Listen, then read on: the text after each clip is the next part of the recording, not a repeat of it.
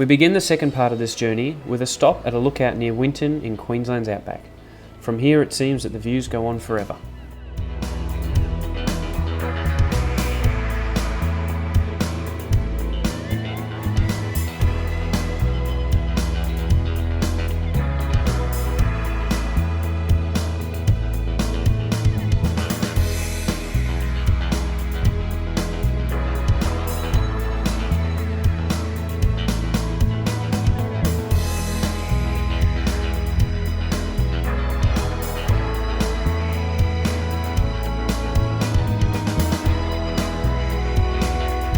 This will just give you a bit of an indication of what it's like out in this channel country here. They've had a big storm come through here last night, and like there's debris all over the road and the floodways you can see where the grass is washed off. But this is sort of one of the main areas you can see just from last night's rain, that the water that can be collected along all this channel country. It's quite amazing really. You think it's dry most of the time here, but in their wet season, this will just give you an indication of what it's like.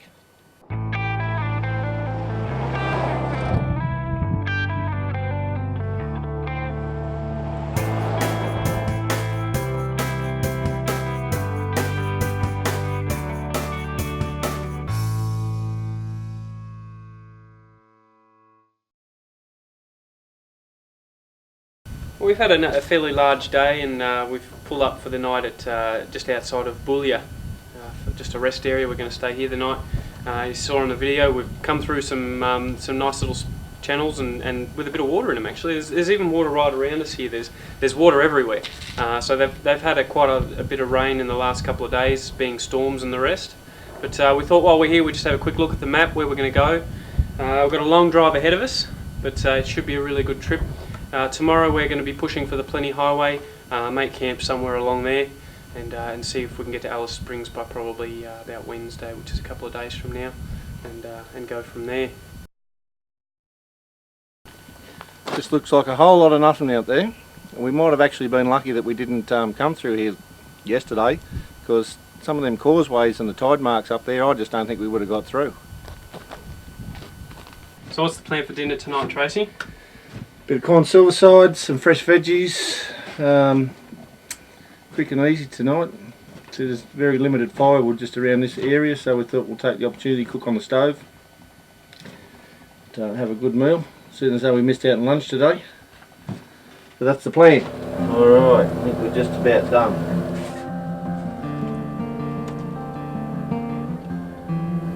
To keep us out of trouble tonight.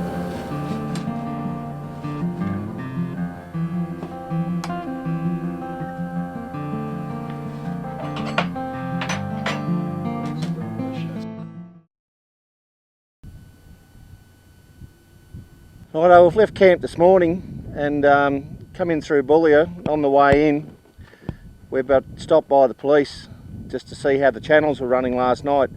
Where we've come through yesterday afternoon, and they're only about a foot deep.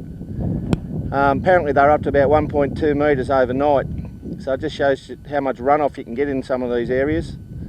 From here we wanted to head out through this highway here towards Alice, joins up with the Plenty. But it's closed at the moment, and we're talking to all concerned, and they say it'll be open up first thing in the morning. So it looks like we get to see the sights of Boulia a bit for today, and then we'll push on tomorrow.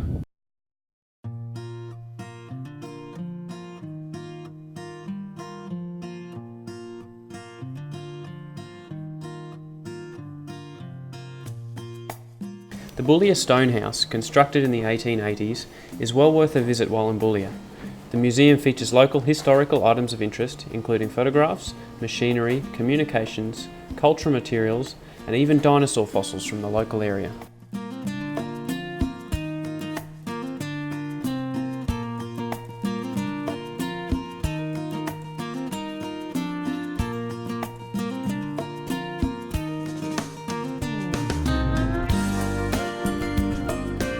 Well, we thought while we were stuck here in Boulia for the day waiting for the Plenty to dry out, that we'd show you a little bit about the caravans, what the features they've got, and the particular vans that we're in, what they've got. This van we're testing is the new Bushtracker Hybrid Lite. In this trip we're towing it with a Toyota Prado, which is our target market for this new lightweight van. Even though it's a fairly small van, it still has heaps of interior space. Features such as a full queen size, offset island bed, generous L-shaped dinette with a large window, 190 litre Waco fridge and freezer, full kitchen facilities including a Swift stove with oven and grill and plenty of bench space.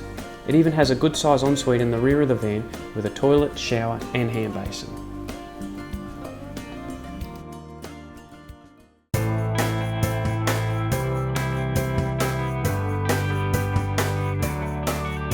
Well, we've just been given the go-ahead by the council to take the road today. We had to wait overnight, so we had a night in town, went to the pub. But it's now just after 10 o'clock and we've been given the go-ahead to head off. So we're on our way on the Donahue, turning into the Plenty Highway now. We've also just hit the gravel section, so now's a perfect time to shut the watertight doors and get the vans a bit more dustproof, ready for the gravel road ahead. Should be a couple of patches of mud, they reckon, but nothing that we can't get through with the four-wheel drives.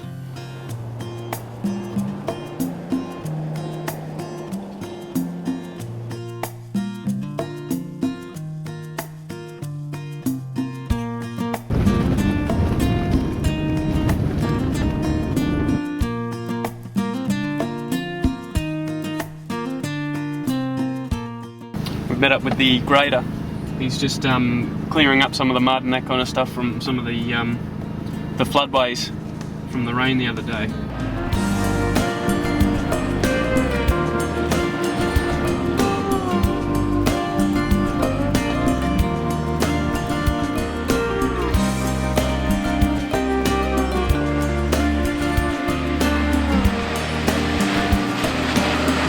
We've just come up to a water crossing.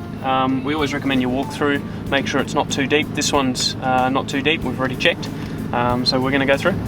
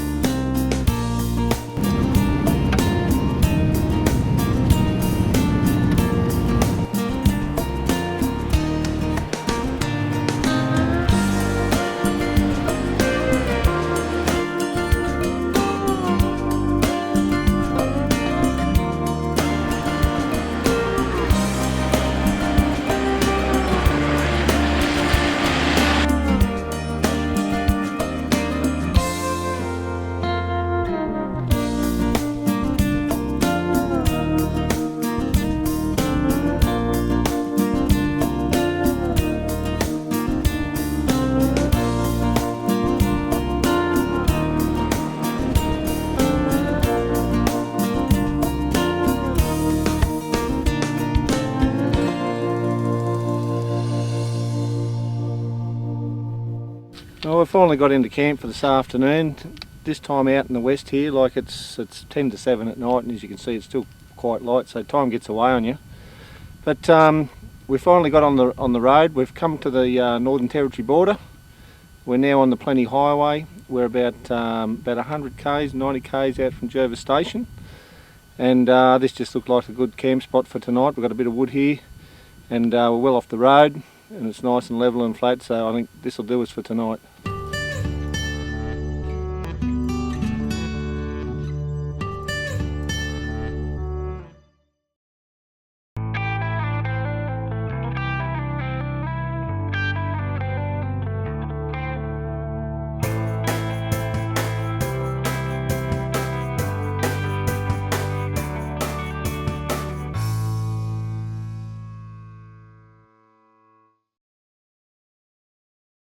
Well, we're about halfway along between Boulia and Alice Springs, where we're going along the Plenty Highway, and this is, I'm sure you've seen a photo of it, a very, very large termite mound. It dwarfs the vans in height, so we thought we'd pull over and take the snapshot that everyone has to get, and take a bit of video as well and show you what it looks like.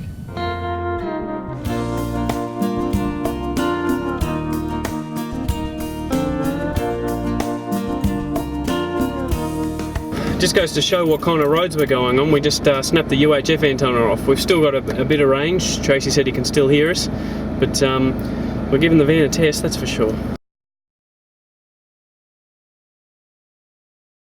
Well, we're still here on the Plenty, travelling along. This is reportedly the Australia's longest shortcut through the centre here. Like it's still early in the morning and we're running at 36 degrees already. But just interesting to see some of the different formations of the country here. Like we've just gone from nothing down in Boulia end to like the red soils, flat country, to now we're coming into some hilly. And if you have a bit of a look over here on the left, some of these rock formations that's out here, you just wonder how they ever evolved all these millions of years ago. They're just an outcrop stuck out in the middle of nowhere. But if I had more energy, I'd like to go and climb up there, but considering the temperature of the day, I think I'll give it a miss.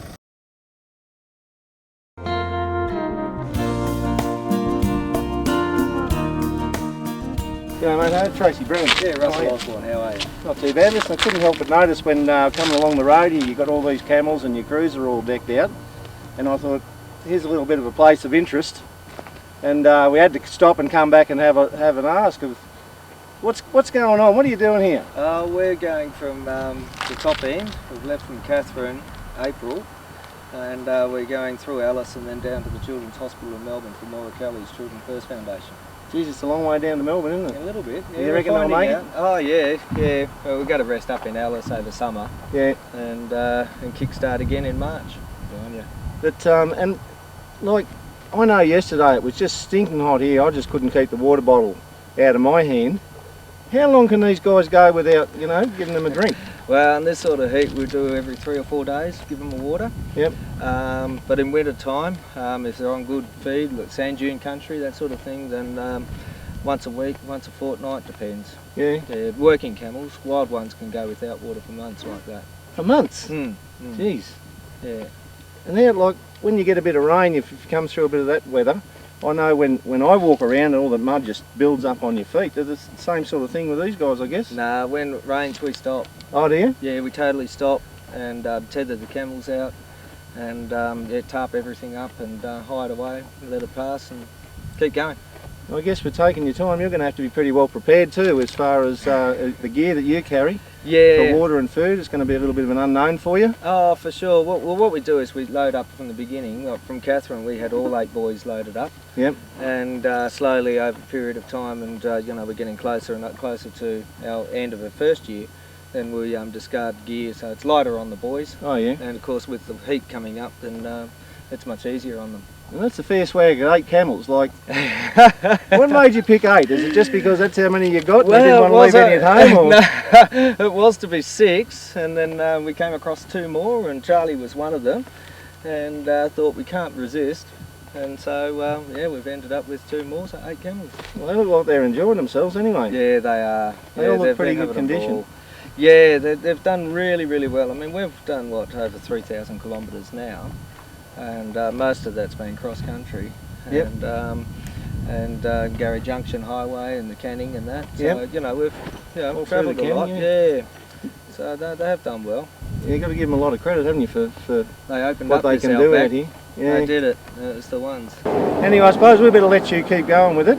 Alrighty. And best of luck. Thanks and very I hope much. you raise lots of money there for all of this, and, Well, and people get behind you on that. Beautiful. Well, if I may say, we are on the net. It's www.dundeecamels.spaces.live.com, and we update that once a fortnight. Yep. And if anyone wants to make a donation to the Children's First Foundation for their life-saving work with kids, yep. Then they can log straight on to the Children First website, or through that website get into Bendigo Bank or any Bendigo Bank in Australia under a charity account of Children First Camel Track. All right, and you must have a big heart taking time out of your life to sort of raise money for this cause, so I wish you well with it. Yeah, I wish there's a lot of people more like yourself. Well, good luck with your journeys too. All right, thank you. Yeah, we'll have a safe time. I'll poke about up there and have a look and see what we run into. No worries. But the best of it. All right, then. Thank you. Safe travelling. Thank you. You too. Yeah.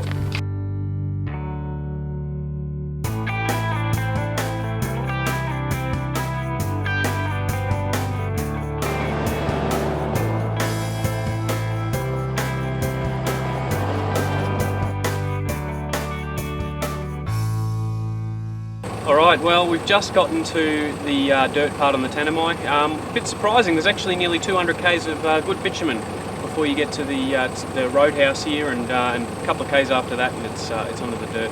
So now's the perfect opportunity. There's a sign here that says loose, loose surface, corrugations, all that, lots of dust, that kind of thing. So it's the perfect opportunity to let our tyres down. We recommend, usually on corrugated roads, it's a little bit determined on the surface, of course, but at least 28 pound. So when you're around on the bitumen, we're talking about 40 pounds. So it's a fair bit less, but it just takes that initial shock out of the caravan and the suspension, so that it's not working quite as hard, and obviously give you a much better travelling environment in the car as well. So we're going to do that now and then and get moving.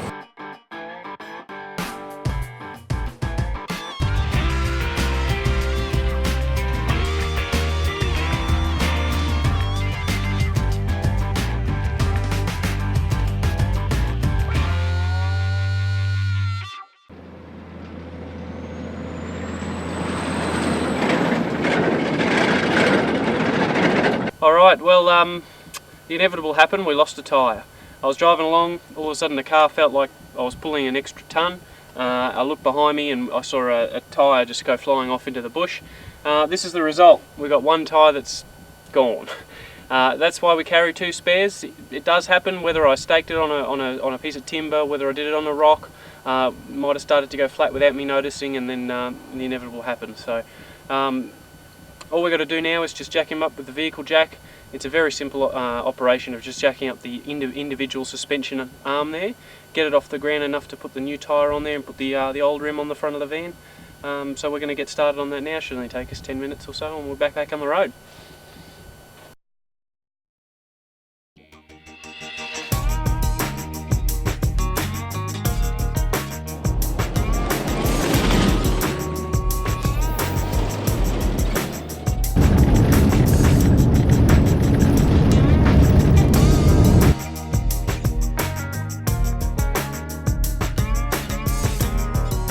We're at Rabbit Flat Roadhouse, a little bit different to what we expected. It's fairly remote here and not a lot around, so that's basically it just over there. As you can see, there's not a lot here, just a few trees and a pump, basically just with a gravity feed, and it's one of the only spots along here that you can get fuel though, so it's obviously charge accordingly. And yeah, we just stopped in here, quick little visit, and now we're back on our way along the Tanami Road. Apparently the worst is yet to come in terms of road conditions, so we'll just see how we go. We're obviously in fairly desolate conditions. You can see by the sand on the track that you can tell that we're obviously in springtime, where all the green is around, and obviously quite green considering we're in the desert. Just starting to see the first signs of some flowers as well. It's a very pretty place. It's so dry and arid, yet there's still life.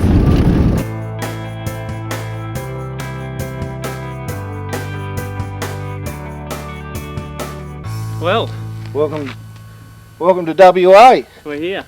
Yeah, you been before? Oh, I've been to WA many years ago as a 10-year-old. Did a camel safari back when I was a kid. But what about yourself? Oh, I was there just a couple of minutes ago. Yeah. Decided to come back, and then this will be my second trip over. Tanami is certainly a punishing road on the vehicles and the vans. Shocking. It's been a long way, and we've still got at least another, I think it was 350 or 360 k's until Halls Creek, so we've still got a fair bit ahead of us. But And I didn't tell you the good bit though either. what's the good bit? That they tell me that they keep the roads fairly well on good condition on the Northern Territory side, but I believe on the West Australian side this road hasn't seen a grader for about 6 years. So this is going to be interesting. As it was referred to me, it was probably one of the worst roads in Australia, which makes it all more exciting for me. Oh well, we'll just take it as it comes and see how we go. We've just got to remember to take it easy and make sure our tyre pressures are low, and we'll be fine.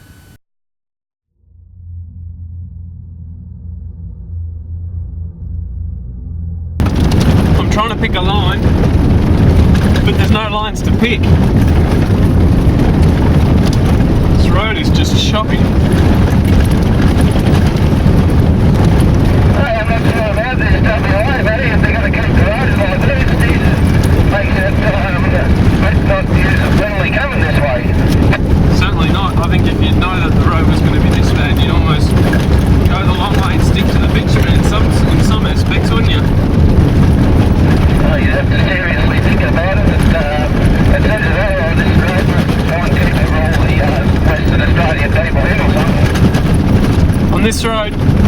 so bad that people have made the sidetrack, but the sidetrack is still bad. We just have to persist with it.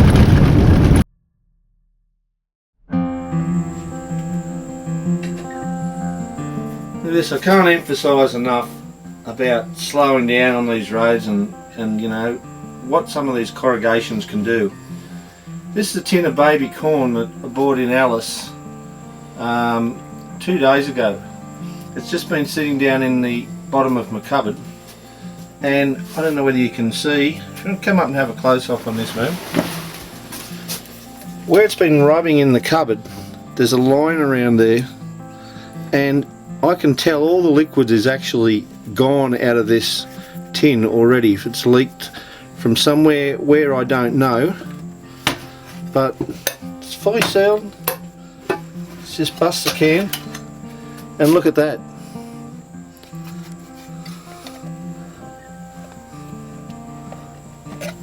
Zilch liquid at all. Unbelievable. So what's for dinner tonight, Tracy? Stir fry on tonight. Yeah. A beef with garlic and oyster sauce. Lots of garlic. Raw garlic beans here.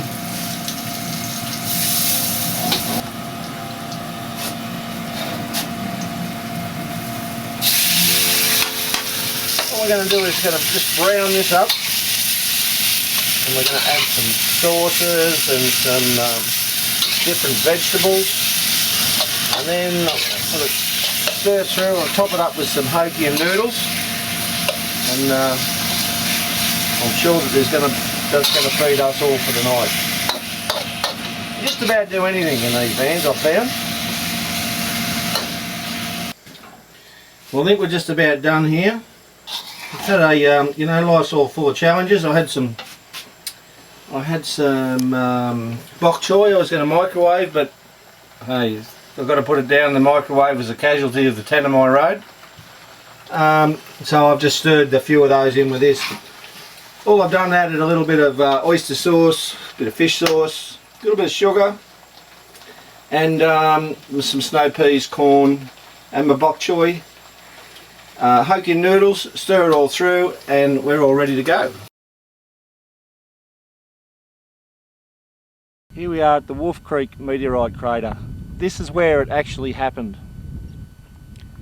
300,000 years ago, this meteorite object of weighing 50,000 tonnes, it's coming down at the Earth at 15 kilometres per second, and when it hits, just the devastation here, it's created back in early times a hole in the Earth's surface here of 180 metres deep. Now, just to try and really get your head around that and to imagine it, such an object creating such devastation to this Earth's surface would have been unbelievable. When it hit the surface here, like, it all just busted up, and some of the fragments and rocks were found up to 4 kilometres away, which they've collected most of them and they're in a museum now. But just to be here on this site and looking at where it actually happened and still see the results of that meteorite coming down to here to Earth is purely just unbelievable.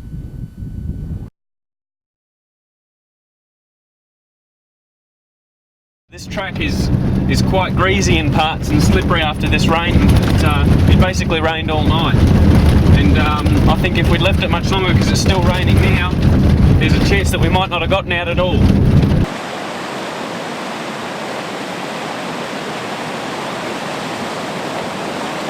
Well, here we are, the end of the Tanami Road. It's been a long road, and I'll tell you what, it's been really, really hard. You have to take it really easy on that road. Obviously, just remember to let your tyre pressures down and be really easy. Even we've had a couple of casualties. The microwave in Tracy's van didn't make it. I lost a tyre, obviously. There's been a few little bits and pieces along the way. It's just a matter of taking it easy and really just taking care along it. It's a very long road.